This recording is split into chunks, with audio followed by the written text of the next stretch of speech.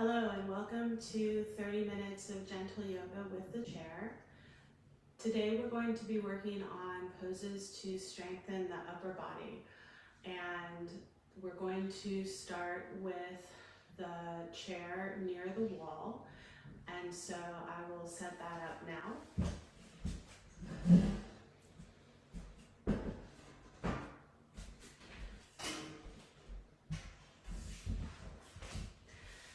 So sitting in your chair with the wall in front of you, you want to be seated so that the fingertips just touch the wall.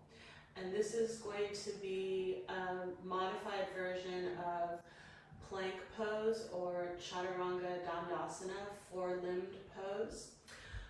Leaning forward, place your flat hands on the wall at the height of the shoulders. So the tops of the shoulders to the tops of the fingertips for this one.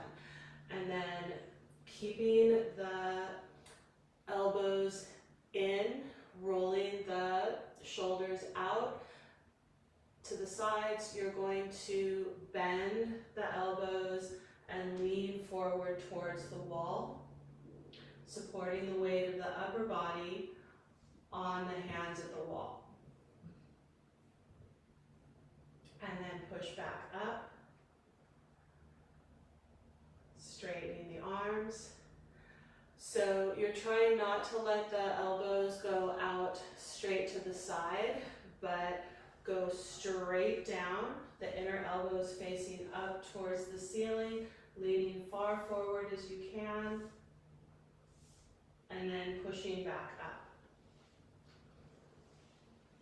All right? So that starts to give us the arm movements and actions that we want in our arm strengthening poses like plank. Now I'm going to take my first chair back away from the wall and put my second chair in front of me at the wall so that it doesn't slide, and sitting in the chair in front of that, taking the legs a little bit wide, leaning forward to the seat of the chair. And again, you're going to turn the arms so that the inner elbow is facing forward. And when you bend the elbows, they'll bend straight down. Try to bring those elbows in line with the wrists, shoulders away from the ears, lift the chest, and then push up. Good. And we'll do that again, keeping the elbows in, keeping the shoulders broad, shoulder blades onto the back, lowering down to elbows level with the knees and the wrists, and then push yourself back up. Okay, so that's our version seated in the chair. We're now going to come to standing near the wall. So here, I'm going to move my chairs out of the way and come to chaturanga dandasana, the low plank position. My toes are 1 or 2 inches away from the wall. My hands come down so that the tops of the fingertips are in line with the tops of the shoulders. Thighs press back. Sacrum moves in. Abdomen lifts in and up. Hands with the fingers spread wide on the wall. And then gently pressing into the wall, lift the chest and look up. Good. Lift from the bottom of the sternum up, keeping the shoulders in line with the hips. You're just lifting up through that upper chest and turning the head back. And then bring the head back to neutral, and we're going to step arms distance away from the wall, keeping the palms where they were. Bring the feet just a few inches away from each other inner edges of the feet parallel, toes lined up. Again, thighs back, sacrum in, abdomen in and up, and then keeping the elbows in, bend the elbows and bring the chest towards the wall, keeping the body straight. So we're not letting the hips go back behind, and we're not arching the back, but keeping that whole body in the plank position, coming towards the wall, and then pushing back away. So we'll do that again. Shoulders away from the ears, turn the elbows up. So when you bend the elbows, they're bending straight down towards the floor, keeping that whole body in that plank position, nice and straight. Thighs back, sacrum in, abdomen in and up. And then push back. Good. Now we're going to take the hands a little bit farther down the wall. So just maybe from shoulder height, one of your hands width down the wall. And again, bending the elbows, turning the inner elbows up towards the ceiling, bend in towards the wall. With the elbows, keeping the spine straight. Take a breath here.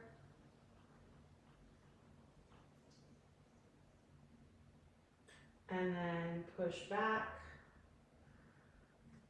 The heels of the hands may come off the wall when they're down farther. That's fine. And then coming forward into that low plank position at the wall. Good. And push back.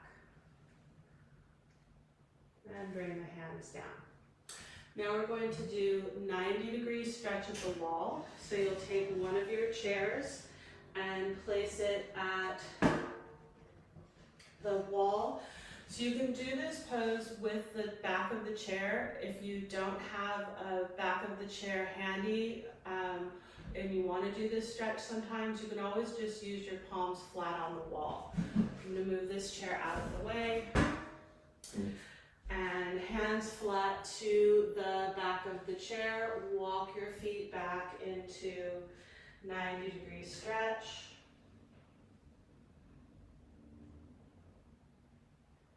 Good, and I just want to demonstrate what that would look like at the wall. Your fingertips would be at this height of your hips, and you would walk back with flat palms at the wall, making that 90-degree angle with your body.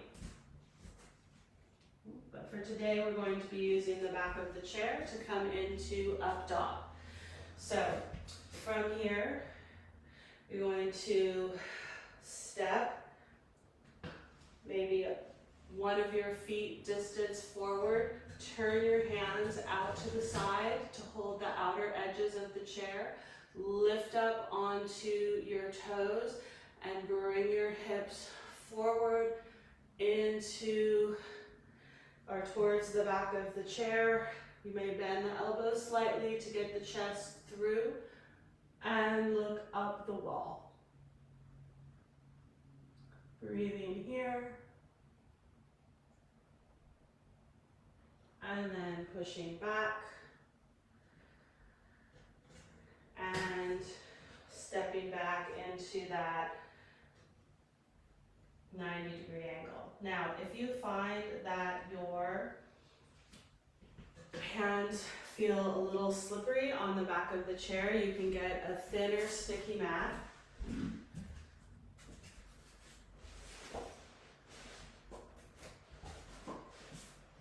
So sometimes the thicker sticky mats don't work as well to fold up, because you want it to be able to come around and kind of grip onto the edges of the chair. And then coming into 90-degree stretch again. Step the feet a little forward. Hold the outer edges of the chair now with the sticky mat if you want to use that. Come up onto the toes, bring the hips forward, bring the chest through the arms and straighten the arms again. Look up.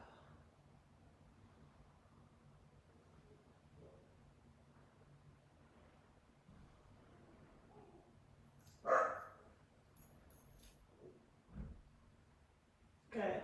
And pressing back and stretching out into 90 degrees.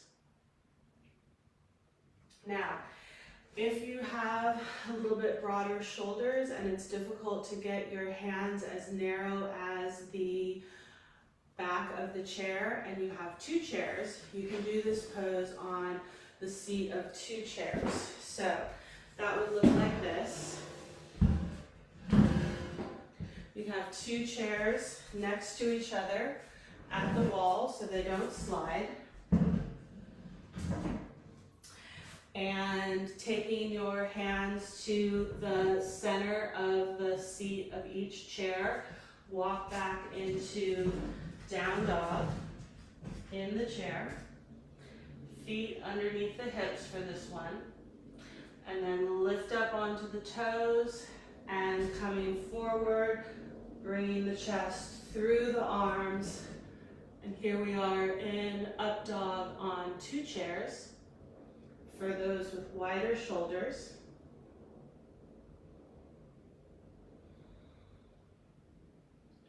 And then push back and stretch back into down dog. Now you can also do this pose on the seat of one chair. So let me put this chair out of the way and coming to this chair. Good. Hold on to the sides of the seat of the chair. Bring the hips forward, roll the shoulders out, and lift the chest, straightening the arms. Reach through the heels, lift the thighs, and you may even look up. And push it back, down into down dog. So those are the variations you can do, either seated in the chair or standing with the chair for support. Now we're going to move all the way to the floor. I'm going to adjust the camera slightly.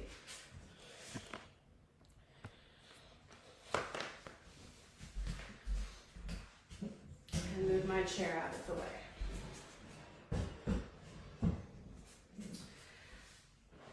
And my extra sticky mat. So, on the floor, starting with plank, the easiest plank at the floor will be coming into hands and knees. And for this, you want to walk the knees back slightly and bring the hips forward into a straight line between your knees and your shoulders. And then bending the elbows, lower yourself down to the floor, slowly with control, and then push yourself back up. Now, the next challenging step of this would be to go almost to the floor and push yourself back up. So coming back into shoulders over the wrists, bending the elbows. Just like at the wall, we're keeping the elbows in close to the body and bending the elbows straight back. Lower down almost to the floor and then push back up and back into hands and knees.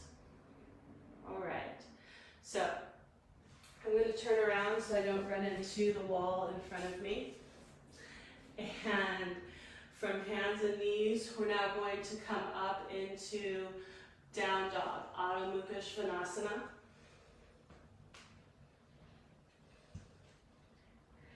And then from down dog, we'll come into high plank, preparing for Chaturanga Dandasana, four-limbed pose, or low plank. And we're going to lower all the way down to the floor with control. And release the feet. And push yourself back up. All right. So now we're going to see if we can come into the low plank position and push back up. So curl the toes under, lift the hips up and back. Coming into high plank. Coming down into chaturanga. And then pushing back up into down dog. And then coming to hands and knees. Very good. So those are some variations you can work on to ease into plank poses and chaturangas. And now I'm going to show the slightly more challenging half handstand. So to do this one, you're going to use a chair at the wall again.